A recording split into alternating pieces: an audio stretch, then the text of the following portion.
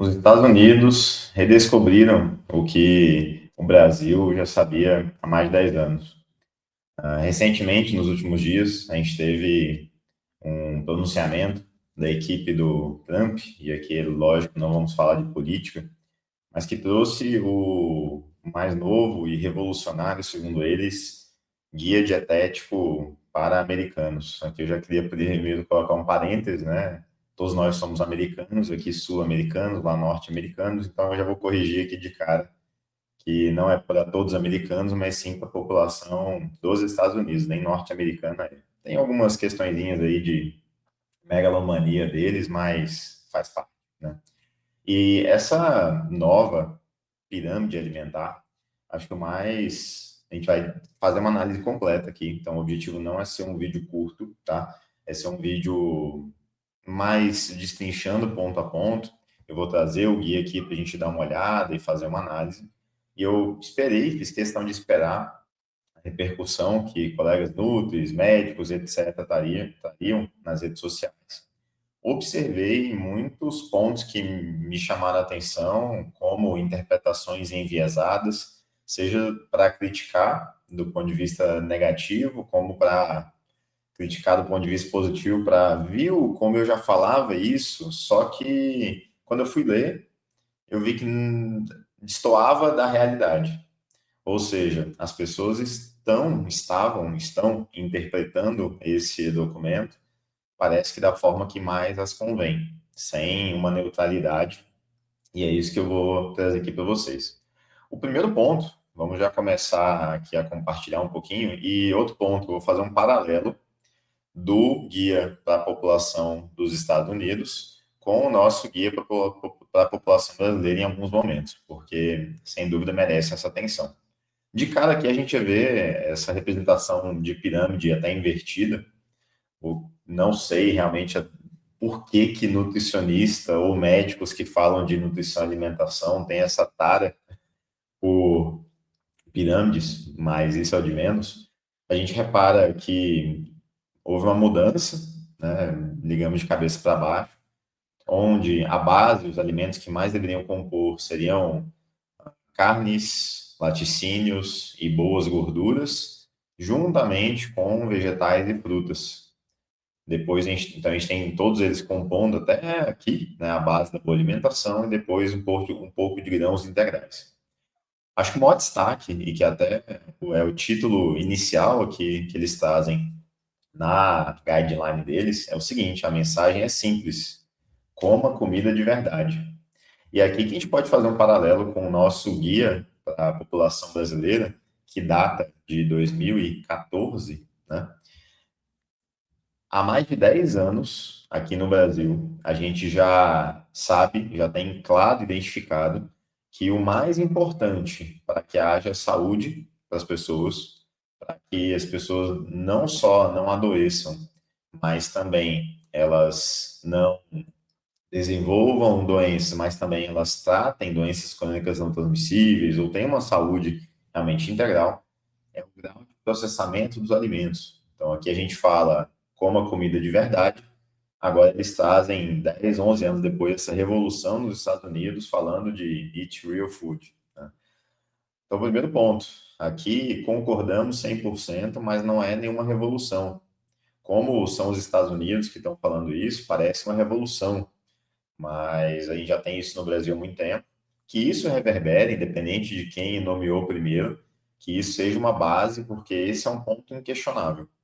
É o nosso guia, inclusive, só para trazer um segundo paralelo aqui importante, ele, só para vocês, quem quiser, recomendo fortemente que leiam, tá? O nosso guia, ele é muito mais completo da perspectiva de uma visão mais ampla da alimentação, mas não só isso, de embasamento. Nosso guia tem 150 páginas. O guia para a população americana tem pouco mais aqui de 11 páginas, tá? Então a gente tem no total, exato, 9 páginas, tá? Então ele realmente é muito mais assertivo, traz a alimentação por uma perspectiva, um olhar bem diferente do nosso guia, mas a princípio não é nada revolucionário nesse sentido, tá? Então, primeiro paralelo importante aqui para a gente. Depois dessa mensagem inicial, que eu acho que foi a que teve menos burburinho nas redes sociais, tendo em vista que é algo mais de senso comum, a gente tem um segundo ponto aqui fundamental, que eu vi interpretações enviesadas para ambos os lados, e a gente vai primeiro analisar o texto em si e depois traçar um paralelo com a realidade, com a evidência científica e até com o nosso guia. Uma primeira diferença entre os guias e aí vantagens e desvantagens. O guia para a população americana, ele é mais assertivo e mais taxativo em porções, gramas por quilo de peso, questões nesse sentido. O que é bom, tá? Não é ruim. O nosso guia da população brasileira, ele é mais amplo em avaliar a alimentação na perspectiva mais sociocultural, de preparo dos alimentos. Outras perspectivas, ele é bem menos taxativo, ele é mais amplo, o que é muito bom também, é uma discussão muito rica. Mas eu vejo que talvez o ideal nesse ponto seria a combinação dos dois. Até porque a gente precisa dessa mensuração mais específica, respeitando cultura, etc. Então, até aqui, eu acho que a gente pode tirar o bom dos dois. Entrando no guia americano, num dos pontos mais que eu vi divergências e problemas aqui, a gente entra primeiro no consumo, né, nessa chamada de priorização dos alimentos proteicos. Vamos ao análise crítica do texto. Em toda refeição, está aqui um primeiro problema fundamental. Não há evidência científica, necessidade de consumir proteína de boas fontes, de fontes completas, em todas as refeições. Não há. Isso a gente pode afirmar categoricamente, tranquilamente, tanto que eles nem trazem embasamento científico, técnico para essa afirmação. E eu vi já pessoas, viu, eu falo que tem que ter, não necessariamente. Tá? Se a gente olhar pela perspectiva que talvez os americanos estejam olhando, que seja o seguinte: tratamento da obesidade, emagrecimento, ou sarcopenia, a discussão pode ser um pouco diferente, mas para a população de um modo aí, ainda mais atual, né, no contexto das pessoas que estão usando medicamentos para tratar a obesidade, estão em dietas extremamente hipocalóricas, etc., realmente a discussão pode ser um pouco diferente e pode haver um pouco mais dessa necessidade, por N motivos. Né?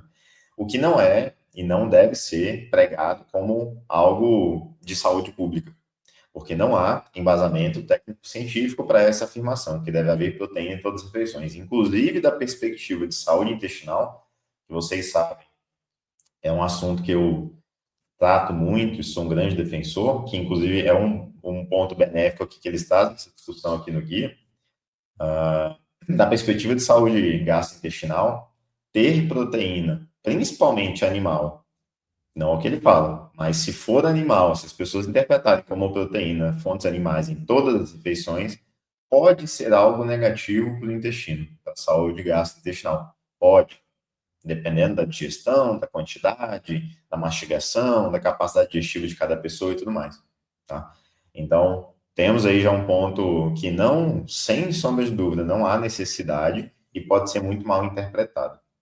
Segundo ponto, eles trazem aqui, ó, priorizar proteínas de alta qualidade, fontes proteicas com ricas e densas em nutrientes, né? E para ter um padrão de alimentação saudável.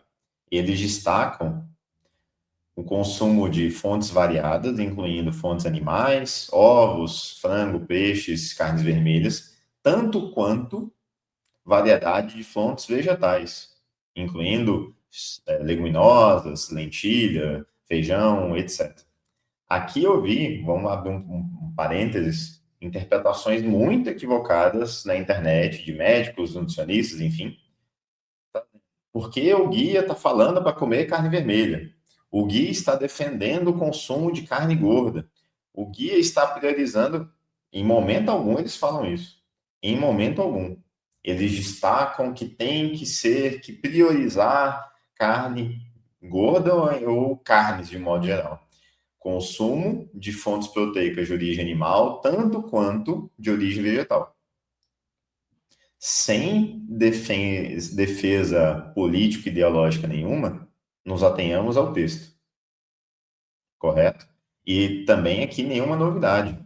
O nosso guia, guia alimentar para a população brasileira já traz que deveríamos priorizar alimentos proteicos, especialmente, inclusive, de origem vegetal, que é o que, quando a gente vai buscar na literatura científica, há mais respaldo científico que reduzir o consumo de proteínas de origem animal e aumentar o consumo de proteínas de origem vegetal tende a ser benéfico à saúde.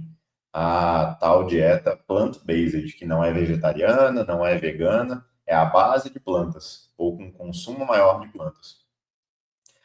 Então, isso é um ponto que há respaldo na literatura, bem tranquilo, então não interpretemos errados, nos atendo ao guia, ele não fala nada de carnes gordas, etc. Isso é a interpretação enviesada de cada um.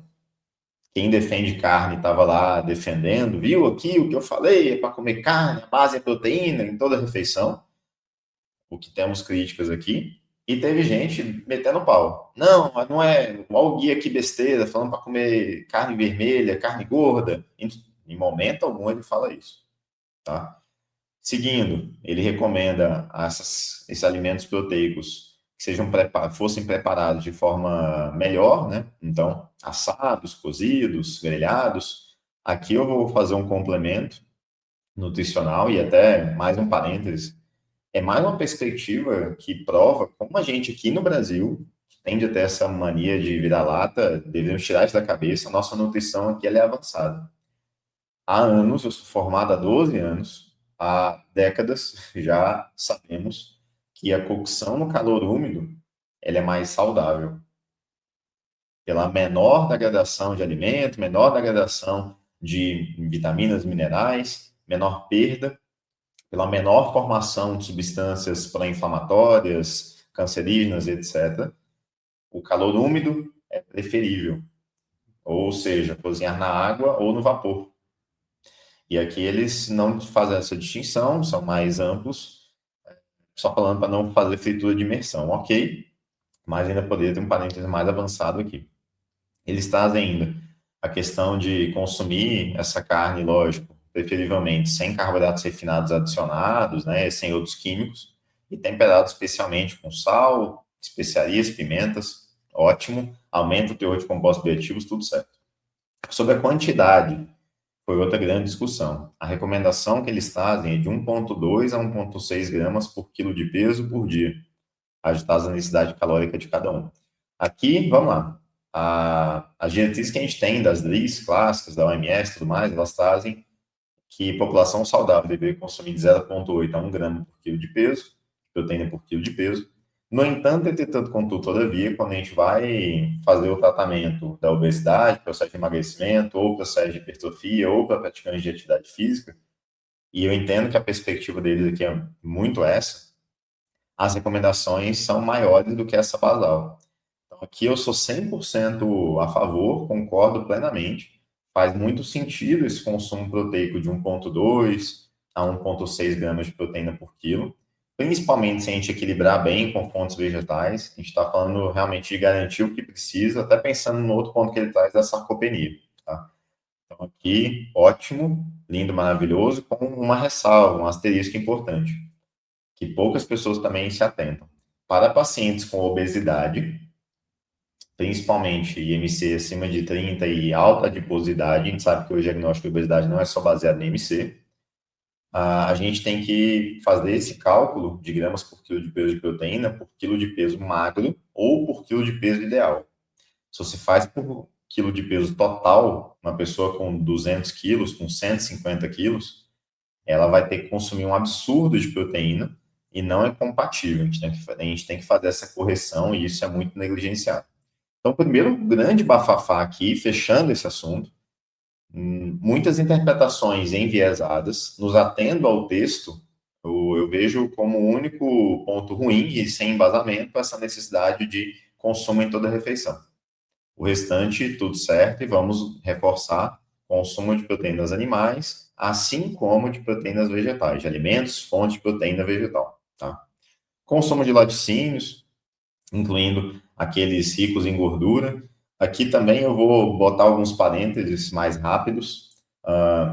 A gente sabe que a literatura científica já é bem coerente em trazer que o consumo de laticínios é saudável, lindo, maravilhoso, especialmente de laticínios fermentados, queijo e iogurte, com grande parênteses aí, que é o maravilhoso. Só que a literatura reforça, via de regra, que os laticínios desnatados ou semidesnatados tendem a ser melhores. Então, aqui eu não vejo, ele não falou que tem que ser o rico em gordura, mas ele não traz esse parêntese que poderia ser o sem gordura e tá tudo certo, tá? Então, sim, são super saudáveis, aqui tudo maravilha. 3 porções por dia faz total sentido também, duas, enfim. E ele traz esse parêntese aqui da microbiota intestinal. Nosso guia nisso, ele está atrasado, ele nem menciona, mas, enfim, são paralelos aí. E parabéns para o pessoal, nenhuma novidade, nenhuma revolução, mas temos aí o consumo dos laticínios. Consumo de frutas e vegetais, sem grandes questões, eles são bem ponderados aqui. Vejo que até a meta de consumo que eles trazem, de 3 porções por dia de vegetais e 2 de frutas, são realmente o mínimo necessário. Eu, com certeza, na prática clínica, e a gente tem embasamento científico para isso, para trabalhar com quantidades maiores.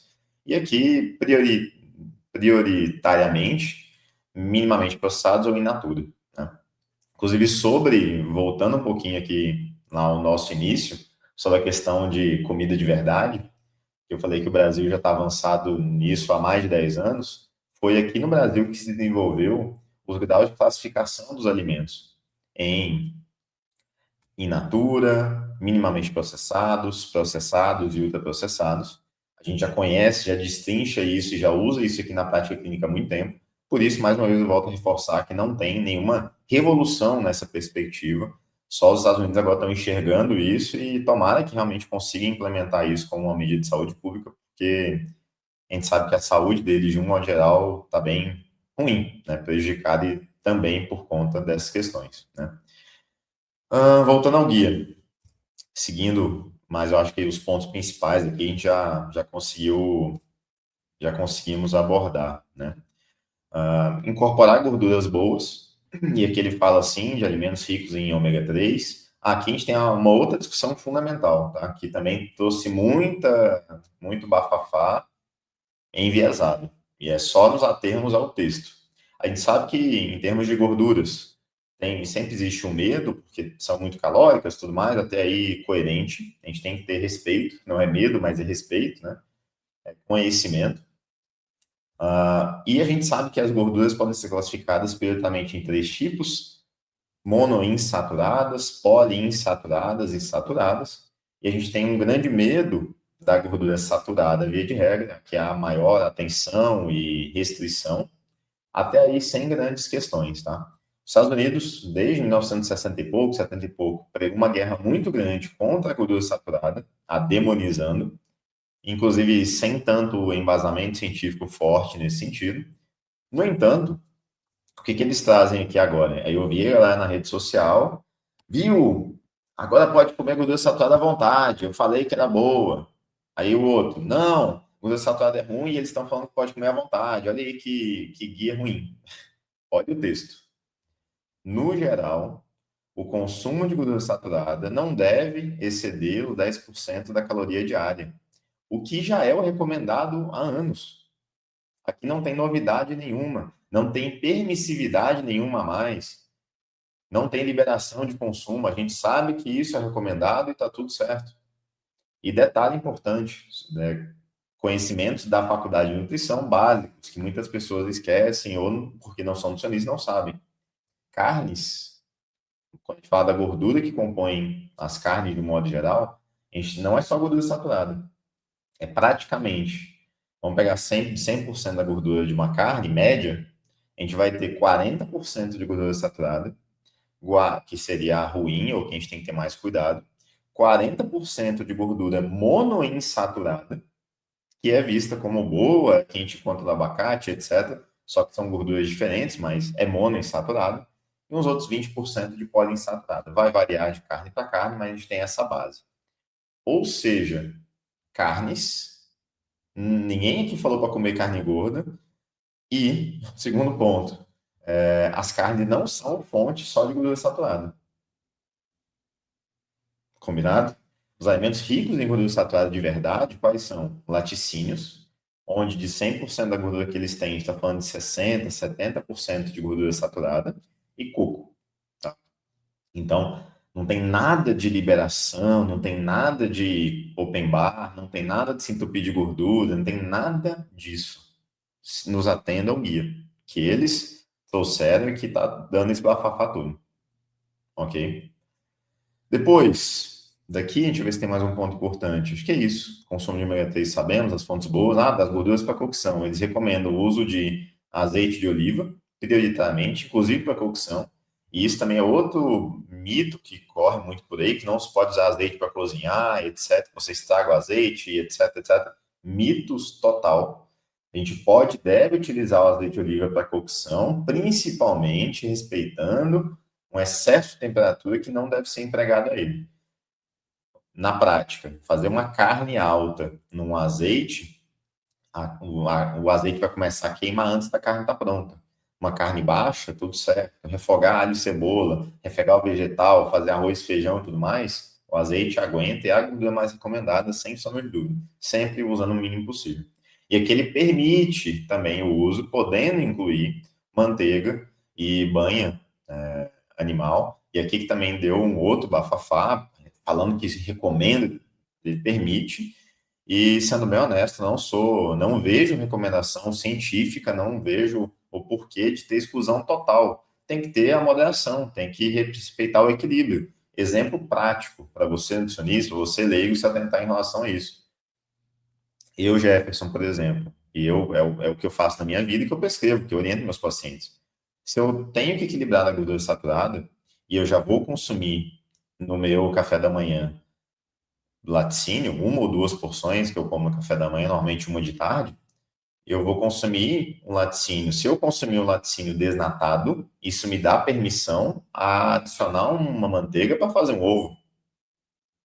Agora, se eu já estou consumindo dois, três laticínios por dia integrais, não recomendo utilizar manteiga na cocção, porque aí haverá desproporção da gordura saturada na alimentação.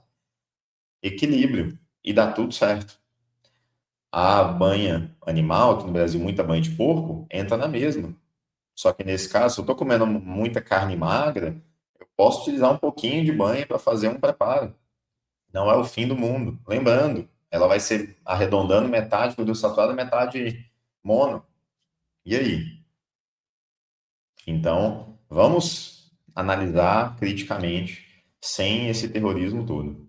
Indo para a reta final dos pontos mais importantes, que esse vídeo já está ficando mais longo do que eu gostaria, sobre grãos integrais, cereais, que antigamente era a base da pirâmide, e na minha concepção ainda da ciência, realmente uma base muito equivocada, que as pessoas deveriam se entupir de carboidrato, se entupir, comer 50%, 60% da sua alimentação de carboidrato. Isso a gente já vem vendo na literatura que nenhuma dieta rica em carboidrato como essa recomendação, nenhuma low carb, talvez sejam necessárias e as mais benéficas, mas que uma faixa moderada de carboidrato, que ficaria no consumo ali de 25 até 45% de carboidrato, seria lindo, maravilhoso para todo mundo. E de boas fontes.